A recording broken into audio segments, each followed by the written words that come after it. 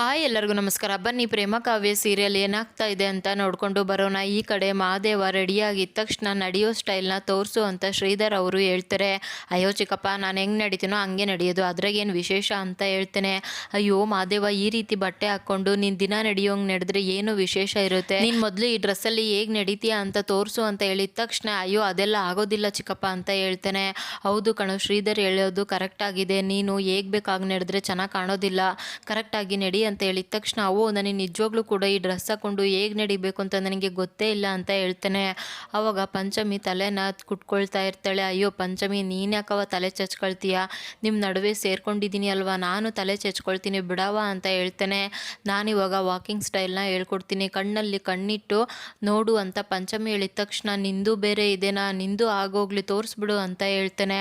ಪಂಚಮಿ ಇಲ್ಲಿ ನಡ್ಕೊಂಡು ಬಂದು ತೋರಿಸ್ತಾಳೆ. ಮಹಾದೇವ ನೋಡಿದರೆ ಸಣ್ಣ ಮಕ್ಕಳು ಪ್ಯಾಂಟ್ ಹಿಡ್ಕೊಳ್ತಾರೆ ಅಲ್ವಾ, ಆ ಥರ ಪ್ಯಾಂಟು ಬಿದ್ದೋಗ್ಬಿಡುತ್ತೆ ಅಂತ ಪ್ಯಾಂಟ್ನ ಹಿಡ್ಕೊಂಡು ನಡೀತಾ ಇರ್ತಾನೆ. ಅದನ್ನು ನೋಡಿ ಎಲ್ಲರಿಗೂ ಕೂಡ ತಲೆ ಕೆಟ್ಟೋಗ್ಬಿಡುತ್ತೆ. ಮಹಾದೇವ ಈ ರೀತಿ ನಡೆದ್ರೆ ಯಾರೋ ನಿನ್ನನ್ನು ನೋಡ್ತಾರೆ, ನೋಡು ಈ ಥರ ಗಂಭೀರ್ಯತೆ ಇದ್ದ ನಡಿಬೇಕು ಅಂತ ಕಲ್ಯಾಣಿ ಕೂಡ ತೋರಿಸ್ತಾಳೆ. ನೋಡಿದರೆ ಮಹಾದೇವ ಫುಲ್ ಓವರ್ ಆಗಿ ನಡೆದ್ಬಿಡ್ತಾನೆ. ಮಹಾದೇವ ತುಂಬ ಓವರ್ ಆಯಿತು ಕಣೋ, ಕಡಿಮೆ ಮಾಡಿಕೊಂಡು ನಡಿಬೇಕು ಅಂದಿದ ತಕ್ಷಣ ಫೈನಲ್ಲಿ ಪಂಚಮಿ ಕಲ್ಯಾಣಿ ಎಲ್ಲರೂ ಕೂಡ ಸೇರಿಕೊಂಡು ಮಹಾದೇವಗೆ ಯಾವ ರೀತಿ ನಡಿಬೇಕು ಅಂತ ತೋರಿಸ್ಕೊಡ್ತಾರೆ. ನನ್ನ ಮಗ ಇವಾಗ ಹೋಗಿ ಕಾವ್ಯನ ಹತ್ರ ಇಂಪ್ರೆಸ್ ಮಾಡಿ ಅವಳನ್ನ ಮೂವಿಗೆ ಕರ್ಕೊಂಡು ಹೋಗ್ತಾ ಇದ್ದಾನೆ ಅಷ್ಟೇ ಅಂತ ಹೇಳಿದ ತಕ್ಷಣ ಅವೋ ಇವತ್ತು ಬೇಡ ಕಣವ, ನಾಳೆ ಹೋಗ್ತೀನಿ ಅಂತ ಹೇಳ್ತಾನೆ. ನಾಳೆ ಅಂದವನ ಮನೆ ಹಾಳು. ನೋಡು ಮಹಾದೇವ, ಇವಾಗ ನೀನು ಡೈರೆಕ್ಟಾಗಿ ಕಾವ್ಯ ಹತ್ರ ಹೋಗ್ತಾ ಇದೀಯಾ, ಅವಳಿಗೆ ನೀನು ಅಂದ ಚಂದನ ತೋರಿಸ್ತೀಯ, ಮೂವಿಗೆ ಕರ್ಕೊಂಡು ಹೋಗ್ತಾ ಇದೀಯಾ ಅಷ್ಟೇ ಅಂದಿದ ತಕ್ಷಣ ಕಲ್ಯಾಣಿ ಮಹಾದೇವನ ಕಾವ್ಯ ಹತ್ರ ತಂದು ಬಿಟ್ಟೇ ಬಿಡ್ತಾಳೆ. ಮಹಾದೇವ ಕೂಡ ಫುಲ್ ಸ್ಟೈಲಿಶ್ ಆಗಿ ಇಲ್ಲಿ ಕಾವ್ಯ ಹತ್ರ ನಡ್ಕೊಂಡು ಬಂದು ಅಮ್ಮಿ ನೋಡಮ್ಮಿ ನಾನು ಹೇಗೆ ಕಾಣ್ತಾ ಇದ್ದೀನಿ ಅಂತ ಹೇಳ್ತಾನೆ. ಆವಾಗ ಕಾವ್ಯ ಕೆಳಗಡೆ ಇದ್ದ ಮೇಲ್ಗಡೆ ನೋಡ್ತಾಳೆ. ನೋಡ್ಬಿಟ್ಟು ಸುತ್ತನೂ ಕೂಡ ಮಹಾದೇವನ ನೋಡ್ತಾ ಇರಬೇಕಾದ್ರೆ ಇದ್ಯಾಕಕ್ಕೆ ಕಾವ್ಯ ಈ ರೀತಿ ನೋಡ್ತಾ ಇದ್ದಾಳೆ ಅಂತ ಶ್ರೀಧರ್ ಅವರು ಕೇಳ್ತಾರೆ. ಮತ್ತೆ ನನ್ನ ಮಗ ಅಂದರೆ ಸುಮ್ಮನೆ ನಾ ಎಷ್ಟು ಚೆನ್ನಾಗಿ ಕಾಣ್ತಾ ಇದ್ದಾನೆ, ಅದಕ್ಕೆ ಈ ಕಾವ್ಯ ಆ ರೀತಿ ನೋಡ್ತಾ ಇರೋದು ಅಂತ ಕಲ್ಯಾಣಿ ಹೇಳ್ದಾಗ ಮಹಾದೇವ ಸ್ವಲ್ಪ ಆ ಕಡೆ ತಿರ್ಕೊಳ್ತೀಯಾ ಅಂತ ಕಾವ್ಯ ಹೇಳ್ತಾಳೆ. ಅದ್ಯಾಕಮ್ಮಿ ಅಂತ ಕೇಳ್ತಾನೆ. ನಿನ್ನೊಳದಕ್ಕೆ ಹೇಳ್ತಾ ಇರೋದು ಮಹಾದೇವ, ಸ್ವಲ್ಪ ಆ ಕಡೆ ತಿರ್ಕೋ ಅಂತ ಹೇಳ್ಬಿಟ್ಟು ಕಾವ್ಯ ಜೋರಾಗಿ ನಗೋಕ್ಕೆ ಶುರು ಮಾಡ್ತಾಳೆ. ಅದ್ಯಾಕಮ್ಮಿ ಬಿಕ್ಕಿ ಬಿಕ್ಕಿ ನಗ್ತಾ ಇದೆಯಾ ಅಂದಾಗ ಅಲ್ಲ ಈ ಗೆಟಪ್ ಹಾಕ್ಕೊಂಡು ಬಾ ಅಂತ ಯಾರು ಹೇಳಿದ್ದು ಮಹಾದೇವ, ಅಲ್ಲ ಈ ರೀತಿ ಜೋಕರ್ ಥರ ಡ್ರೆಸ್ ಮಾಡ್ಕೊಂಡು ಬಂದರೆ ಯಾರಿಗೆ ತಾನೇ ನಗು ಬರೋದಿಲ್ಲ ಅಂತ ಹೇಳ್ತಾಳೆ. ಅದನ್ನು ಕೇಳಿಸ್ಕೊಂಡು ಕಲ್ಯಾಣಿ ಮಹಾದೇವ ಇಬ್ಬರಿಗೂ ಕೂಡ ತುಂಬಾ ಬೇಜಾರಾಗ್ಬಿಡುತ್ತೆ. ಮಹಾದೇವ ಪ್ಲೀಸ್ ಮಹಾದೇವ, ಹೋಗಿ ಮೊದಲು ಬಟ್ಟೆನ ಬಿಚ್ಚಿಬಿಡು, ನನಗೆ ನಕ್ಕು ನಕ್ಕು ಹೊಟ್ಟೆ ಎಲ್ಲ ನೋಯ್ತಾ ಇದೆ, ಪ್ಲೀಸ್ ಮಹಾದೇವ ಹೋಗ್ಬಿಡು ಅಂತ ಕಾವ್ಯ ಹೇಳ್ತಾಳೆ. ಮಹಾದೇವ ಹೋಗೋದಕ್ಕಿಂತ ಮುಂಚೆ ನಂದು ಒಂದೇ ಒಂದು ಪ್ರಶ್ನೆ, ಅಲ್ಲ ಈ ರೀತಿ ಯಾಕೆ ರೆಡಿಯಾಗಿದೆಯಾ ಅಂತ ಕೇಳ್ತಾಳೆ. ಅವ್ವ ಹೇಳಿದ್ರು ಈ ರೀತಿ ರೆಡಿಯಾಗಿ ನಿನ್ನನ್ನು ಮೂವಿ ಕರ್ಕೊಂಡು ಹೋಗು ಅಂತ, ಅವರೇ ಇದನ್ನೆಲ್ಲ ಸೆಲೆಕ್ಟ್ ಮಾಡಿದ್ದು ಅಂತ ಮಹಾದೇವ ಹೇಳ್ತಾನೆ. ಹಾಗಿದ್ರೆ ಈ ಬಟ್ಟೆಯಲ್ಲಿ ನೀನು ಆಚೆ ಹೋಗ್ತಾ ಇದೀಯಾ, ಅಲ್ಲ ನನ್ನನ್ನು ಮೂವಿ ಕರ್ಕೊಂಡು ಹೋಗಬೇಕು ಅಂತ ನೀನು ಈ ಥರ ಬಟ್ಟೆ ಹಾಕ್ಕೊಂಡು ಬಂದಿದ್ಯಾ ಮಹಾದೇವ, ನೀನು ನಾರ್ಮಲ್ ಆಗಿದ್ರೇ ನಾನು ನಿನ್ನ ಜೊತೆಗೆ ಬರೋದಿಲ್ಲ, ಅಂಥದ್ರಲ್ಲಿ ಈ ರೀತಿ ಜೋಕರ್ ಥರ ಡ್ರೆಸ್ ಮಾಡ್ಕೊಂಡು ಬಂದರೆ ನಾನು ಬರ್ತೀನಿ ಅಂತ ಹೇಗೆ ಅಂದ್ಕೊಂಡೆ, ಈ ಜನ್ಮದಲ್ಲಿ ಅದೆಲ್ಲ ಸಾಧ್ಯನೇ ಇಲ್ಲ, ನಾನು ಯಾವತ್ತೂ ಕೂಡ ನಿನ್ನ ಜೊತೆಗೆ ಎಲ್ಗೂ ಕೂಡ ಬರೋದಿಲ್ಲ ಅಂತ ಹೇಳ್ತಾಳೆ.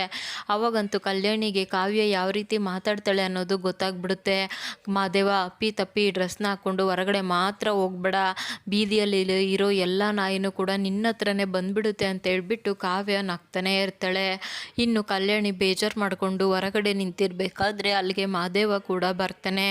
ಅವೋ ಏನು ಗೊತ್ತಾ, ಕಾವ್ಯಗೆ ನಾನು ಹಾಕ್ಕೊಂಡಿರೋ ಬಟ್ಟೆ ತುಂಬಾ ಇಷ್ಟ ಆಯಿತು, ನಿಮ್ಮಮ್ಮಗೆ ಇಷ್ಟೆಲ್ಲ ಗೊತ್ತಾ ಅಂತ ಹೇಳ್ಬಿಟ್ಟು ಕಾವ್ಯ ನಿನ್ನ ಬಗ್ಗೆ ತುಂಬಾ ಹೊಗಳ್ಬಿಟ್ಲು ಕಣವ, ಅವಳಿಗೆ ಮೂವಿ ಬರೋಕ್ಕೆ ಇಷ್ಟ ಅಂತೆ, ಆದರೆ ಓದೋದು ಶಾನೆ ಐತಂತೆ, ಅದಕ್ಕೆ ಮುಂದೆ ಯಾವಾಗಾದರೂ ಹೋಗೋಣ ಅಂತ ಹೇಳಿದಾಳೆ ಕಣವ. ಬಟ್ ಕಾವ್ಯ ನಾನು ಈ ಡ್ರೆಸ್ಸಲ್ಲಿ ತುಂಬ ಚೆನ್ನಾಗಿ ಕಾಣ್ತಾ ಇದ್ದೀನಿ ಅಂತ ಹೋಗ್ಲಿದ್ಲು ಗೊತ್ತಾ ಅಂತ ಮಹಾದೇವ ಸುಳ್ಳು ಹೇಳ್ಬಿಟ್ಟು ಅಲ್ಲಿದ್ದ ಹೋಗ್ಬಿಡ್ತಾನೆ.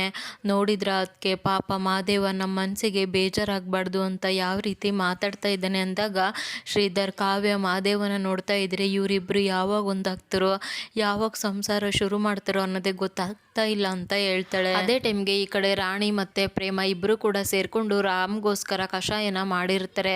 ರಾಮ್ ಕೂಡ ಇಲ್ಲಿ ಹಾಸ್ಪಿಟಲ್ಗೆ ಹೊರಟು ಬಂದಿದ್ದ ತಕ್ಷಣ ರಾಣಿ ಇದನ್ನು ತೊಗೊಂಡೋಗಿ ರಾಮ್ಗೆ ಕೊಡು, ಯಾವುದೇ ಕಾರಣಕ್ಕೂ ಈ ಕಷಾಯನ ನಾನು ಮಾಡಿದ್ದೀನಿ ಅಂತ ರಾಮ್ಗೆ ಗೊತ್ತಾಗಬಾರ್ದು ಅಂತ ಹೇಳ್ಬಿಟ್ಟು ರಾಣಿನ ಕಳಿಸೇ ಬಿಡ್ತಾಳೆ. ರಾಮಣ್ಣ ತಗೊಳ್ಳಿ ಕಷಾಯ, ನಿಮಗೆ ಹುಷಾರಿಲ್ಲ ಅಲ್ವಾ, ಈ ಕಷಾಯನ ಕುಡಿದ್ರೆ ಬೇಗ ಹುಷಾರಾಗ್ತೀರ ಅಂತ ಹೇಳಿದಾಗ ಏನು ಇದನ್ನು ನೀನೇ ಮಾಡಿದ್ದ ಅಂತ ಕೇಳ್ತಾನೆ. ಹೌದು ರಾಮಣ್ಣ ನಾನೇ ಮಾಡಿದ್ದು ಅಂತ ಹೇಳಿದಾಗ ಇಷ್ಟು ದಿನ ಇಲ್ಲದೆ ಇರೋದು ಏನು ಸಡನ್ ಆಗಿ ಅಂತ ಹೇಳ್ಬಿಟ್ಟು ಕಷಾಯನ ಇಸ್ಕೊಳ್ತಾನೆ. ಅಲ್ಲಿ ಪ್ರೇಮ ನಿಂತಿರೋದನ್ನ ನೋಡ್ಬಿಟ್ಟು ಇದನ್ನ ಪ್ರೇಮನೆ ಮಾಡಿದಾಳೆ ಅಂತ ಗೊತ್ತಾಗಿ ರಾಮ್ ಅಂತೂ ತುಂಬ ಖುಷಿಯಾಗಿ ಕಷಾಯನ ಕುಡಿತಾನೆ. ನಿಜವಾಗ್ಲೂ ರಾಮ್ ಇಷ್ಟು ಬದಲಾಗಿದ್ದಾನೆ ಅಂದರೆ ನಂಬೋಕೆ ಆಗ್ತಾ ಇಲ್ಲ. ಅದು ಪ್ರೇಮಗೂ ಕೂಡ ಗೊತ್ತಾಗ್ಬಿಡುತ್ತೆ. ರಾಮ್ ಕಷಾಯನ ಕುಡಿದು ಅಲ್ಲಿದ್ದ ಹೋಗಿದ ತಕ್ಷಣ ಪ್ರೇಮ ರಾಣಿ ಹತ್ರ ಬಂದ್ಬಿಟ್ಟು, ರಾಣಿ ನೋಡ್ದೇನೆ ನನ್ನ ರಾಮು ನಾನು ಮಾಡಿರೋ ಕಷಾಯ ಅಂತ ಗೊತ್ತಿದ್ರೂ ಕೂಡ ಕಷಾಯನ ಕುಡ್ತಿದ್ದೇನೆ, ಹಾಗಿದ್ರೆ ರಾಮ್ಗೆ ನನ್ನ ಮೇಲೆ ಕೋಪ ಇಲ್ಲ ಕಣೆ ಅಂತ ಹೇಳ್ಬಿಟ್ಟು ಪ್ರೇಮ ರಾಣಿ ಇಬ್ಬರು ಕೂಡ ಫುಲ್ ಡ್ಯಾನ್ಸ್ ಮಾಡೋಕ್ಕೆ ಶುರು ಮಾಡ್ಕೊಂಡು ಬಿಡ್ತಾರೆ. ಇಬ್ಬರು ಖುಷಿಯಾಗಿ ಇರಬೇಕಾದ್ರೆ ಅಕ್ಕ ನೋಡ್ತಾ ಇರಿ, ಆದಷ್ಟು ಬೇಗ ನೀನು ಮತ್ತು ರಾಮಣ್ಣ ಇಬ್ಬರು ಒಂದಾಗ್ತೀರಾ, ನಿನ್ನನ್ನು ಹೆಂಡ್ತಿ ಅಂತ ಒಪ್ಕೊಳ್ತಾರೆ ಅಂದಿದ ತಕ್ಷಣ ಮಹೇಶ್ವರಿ ಬಂದ್ಬಿಟ್ಟು ರಾಣಿ ಕೆನ್ನೆಗೆ ಹೊಡೆದೇ ಬಿಡ್ತಾಳೆ. ಅದನ್ನು ನೋಡಿ ಇಬ್ರಿಗೂ ಕೂಡ ಫುಲ್ ಶಾಕ್ ಆಗುತ್ತೆ. ಅತ್ತೆ ಯಾಕತ್ತೆ ರಾಣಿ ಕೆನ್ನೆಗೆ ಹೊಡೆದ್ರಿ ಅಂತ ಪ್ರೇಮ ಕೇಳಿದಾಗ, ಆಫ್ಟರ್ ಆಲ್ ಮನೆ ಕೆಲಸದವಳು ನೀನು, ನನ್ನ ಮಗುಗೆ ಯಾರು ಹೆಂಡ್ತಿಯಾಗಿ ಬರಬೇಕು ಬರಬಾರ್ದು ಅನ್ನೋದನ್ನ ನೀನು ಡಿಸೈಡ್ ಮಾಡ್ತೀಯಾ ಅಂತ ಕೇಳ್ತಾಳೆ. ಪಾಪ ರಾಣಿದೇನು ತಪ್ಪಿಲ್ಲ ಅತ್ತೆ, ಅವಳೇನೋ ಮಾತಾಡಿದ್ಲು ಅಷ್ಟೇ, ಅದಕ್ಕೆ ಯಾಕೆ ನೀವು ಅಷ್ಟೊಂದು ಕೋಪ ಮಾಡ್ಕೊಳ್ತೀರಾ, ನಿಮ್ಗೆ ಅಷ್ಟು ಬೇಜಾರಾಗಿದ್ದರೆ ನನ್ನ ಮೇಲೆ ಕೋಪ ಮಾಡ್ಕೊಳ್ಳಿ, ನಿಮಗೆ ಕೋಪ ಇದ್ದರೆ ನನಗೇನೆ ಹೊಡೆದ್ಬಿಡಿ, ಆದರೆ ನೀವು ರಾಣಿಗೆ ಹೊಡೆದಿದ್ದು ತಪ್ಪು ಅಂತ ಹೇಳ್ತಾಳೆ. ನಾನು ಯಾಕೆ ಅವಳಿಗೆ ಹೊಡಿಬಾರ್ದು, ಅವಳಿಗೆ ಸಂಬಳ ಕೊಟ್ಟು ಈ ಮನೆಯಲ್ಲಿ ಕೆಲಸ ಮಾಡೋಕ್ಕೆ ಇಟ್ಕೊಂಡಿದ್ದೀವಿ, ಹಾಗೆ ಅನ್ಕೋ ಪ್ರೇಮ, ನಿನ್ನ ಮೇಲಿರೋ ದ್ವೇಷನ ನಾನು ರಾಣಿ ಇದ್ದ ತೀರಿಸ್ಕೊಳ್ತೀನಿ, ಮುಂದೆನೂ ಅಷ್ಟೇ ನಿನ್ನ ಮೇಲೆ ಕೋಪ ಬಂದಾಗೆಲ್ಲ ಈ ರಾಣಿಗೆ ಶಿಕ್ಷಣ ಕೊಡ್ತಾನೆ ಹೋಗ್ತೀನಿ, ಏನೇ ಮಾಡ್ಕೊಳ್ತೀಯಾ ಅಂತ ಕೇಳ್ತಾಳೆ. ಆವಾಗ ಪ್ರೇಮ ಕೋಪ ಮಾಡಿಕೊಂಡು, ಅತ್ತೆ ಏನು ಮಾತಾಡ್ತಾ ಇದ್ದೀರಾ, ರಾಣಿ ಈ ಮನೆ ಕೆಲಸದವಳೇ ಇರ್ಬೋದು, ಆದರೆ ಅವಳು ಕೆಲಸ ಮಾಡೋದಕ್ಕೆ ನಾವು ದುಡ್ಡು ಕೊಡ್ತಾ ಇದ್ದೀವಿ, ದುಡ್ಡು ಕೊಟ್ಟೋದಕ್ಕೂ ಕೂಡ ಕಾರಣ ಇದೆ ಅಲ್ವಾ, ಹಾಗಂತ ನೀವು ಸುಮ್ಕೆ ಅವಳ ಮೇಲೆ ಕೈ ಮಾಡೋದಾಗಲಿ ಅವಳ ಮೇಲೆ ದೌರ್ಜನ್ಯ ತೋರಿಸೋದಾಗಿ ಮಾಡೋ ಆಗಿಲ್ಲ ಅಂದಿದ ತಕ್ಷಣ, ಓ ಏನಮ್ಮ ನನಗೆ ಬುದ್ಧಿವಾದ ಕೊಡೋಕೆ ಬರ್ತಿದೀಯಾ, ಹೌದು ಕಣೆ ಇವಳು ನಮ್ಮನೆ ಕೆಲಸ ಮಾಡೋ ಪ್ರಾಣಿನೇ ಅಂತ ಹೇಳ್ತಾಳೆ. ಅತ್ತೆ ಪ್ರಾಣಿನ ಪ್ರಾಣಿ ಗಿಣಿ ಅಂತ ಎಲ್ಲ ಅನ್ಬೇಡಿ, ನನಗೆ ತುಂಬ ಬೇಜಾರಾಗುತ್ತೆ ಅಂತ ಪ್ರೇಮ ಹೇಳ್ತಾಳೆ. ಅಂತೀನಿ ಕಣೆ ಅಂತೀನಿ, ಅವಳನ್ನ ಪ್ರಾಣಿ ಅಂತಾನೆ ಅಂತೀನಿ, ಹೌದು ಅವಳು ಈ ಮನೆಯಲ್ಲಿ ಕೆಲಸ ಮಾಡೋಕ್ಕೆ ಬಂದಿರೋ ಪ್ರಾಣಿ, ನಾವು ಹಾಕಿದ್ನ ತಿನ್ಕೊಂಡು ಬಿದ್ದಿರೋ ಅಂಥ ಪ್ರಾಣಿ, ನಾವು ಕೊಡೋ ದುಡ್ಡನ್ನ ತಗೊಳ್ಳೋ ಅಂಥ ಪ್ರಾಣಿ ಅಂದಿದ ತಕ್ಷಣ ಪ್ರೇಮಗಂತೂ ತುಂಬಾನೇ ಕೋಪ ಬಂದ್ಬಿಡುತ್ತೆ. ಅತ್ತೆ ಏನು ಮಾತಾಡ್ತಾ ಇದ್ದೀರಾ, ನೀವು ಅವಳ ಮೇಲೆ ಕೈ ಮಾಡಿರೋದೇ ದೊಡ್ಡ ತಪ್ಪು, ಅಂಥದ್ರಲ್ಲಿ ಅವಳು ಕೆಲಸಕ್ಕೆ ಬಂದಿರೋ ಪ್ರಾಣಿ ಅದು ಇದು ಅಂತ ಅವಳಿಗೆ ಅವಮಾನ ಮಾಡ್ತಾ ಇದ್ದೀರಾ, ನಿಜವಾಗ್ಲೂ ಇದು ಸರಿ ಇಲ್ಲ ಅಂದಿದ ತಕ್ಷಣ ಅಲ್ಲಿಗೆ ಕಲ್ಯಾಣಿ ಕೂಡ ಬರ್ತಾಳೆ. ಬಂದ್ಬಿಟ್ಟು ಪ್ರೇಮ ಮತ್ತು ಮಹೇಶ್ವರಿ ಇಬ್ಬರು ಮಾತಾಡೋದನ್ನ ಕೇಳಿಸ್ಕೊಂಡು ಕಲ್ಯಾಣಿಗಂತೂ ತುಂಬಾ ಬೇಜಾರಾಗ್ಬಿಡುತ್ತೆ. ಏನೇ ನೀನು ನನಗೇನೆ ಬುದ್ಧಿ ಕಲ್ಸೋಕೆ ಬರ್ತಾ ಇದೆಯಾ ಅಂತ ಹೇಳಿದಾಗ, ನಾನು ನಿಮಗೆ ಬುದ್ಧಿ ಕಲ್ಸೋಕ್ಕೆ ಬರ್ತಾ ಇಲ್ಲ, ನಿಮ್ಮಲ್ಲಿ ಒಂದು ಸಣ್ಣತನ ಇದೆ ಅಲ್ವಾ, ಅದನ್ನು ತೋರಿಸ್ತಾ ಇದ್ದೀನಿ ಅಷ್ಟೇ ಅಂತ ಪ್ರೇಮ ಕೋಪ ಮಾಡಿಕೊಂಡು ಹೇಳೇ ಬಿಡ್ತಾಳೆ.